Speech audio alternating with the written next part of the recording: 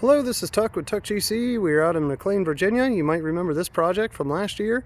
Basketball hoop, basketball court / driveway.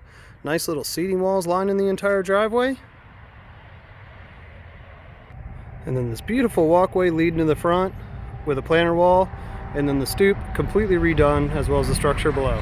But today we're not looking at this, we're looking at the patio we did in the back. So let's go take a look at that. You know, our best clients are return clients, and you see out here we've done multiple projects, including this beautiful fence that we'll shoot a separate video on that leads to this patio.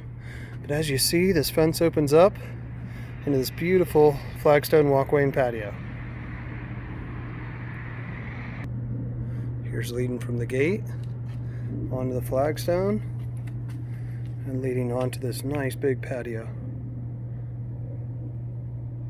Let's look at some of the close details.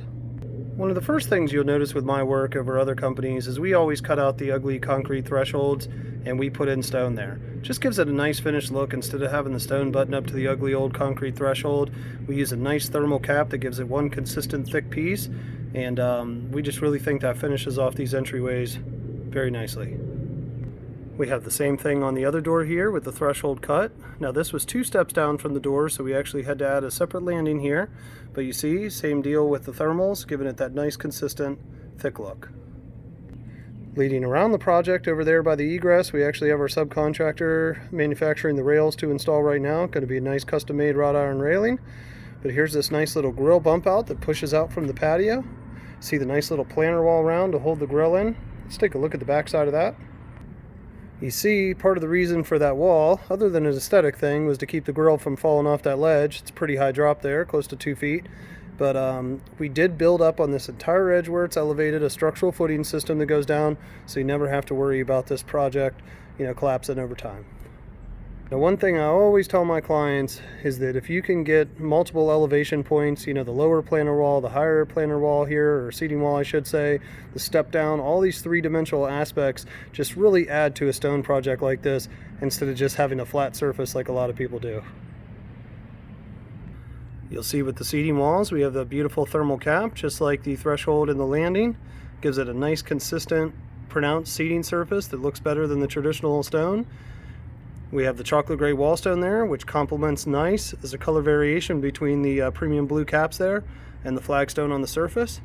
And then there's the final seating wall over there. Now, when you're looking at my flagstone work versus other companies, flagstone does not have consistent cut pieces. Their joints vary, the thicknesses of the stone vary, and sometimes it makes the joints not look as good as you would think. In our case, we actually push all the stones closer together, we come through at the end and saw cut all the joints to give them this nice, consistent look. It's aesthetically pleasing, and then it also is going to last longer than having a big mortar joint. Don't mind the water there on the patio, that just spilled out when I was moving the grill here. Thanks for taking the time to look at our project. We do any sort of masonry, hardscaping, concrete work, carpentry, and we are specialists in the area. I sell and manage every job, so you'll be dealing with me front to back. I hope you like what you see, and you'll give me a call as well. Thanks for watching. Have a good day.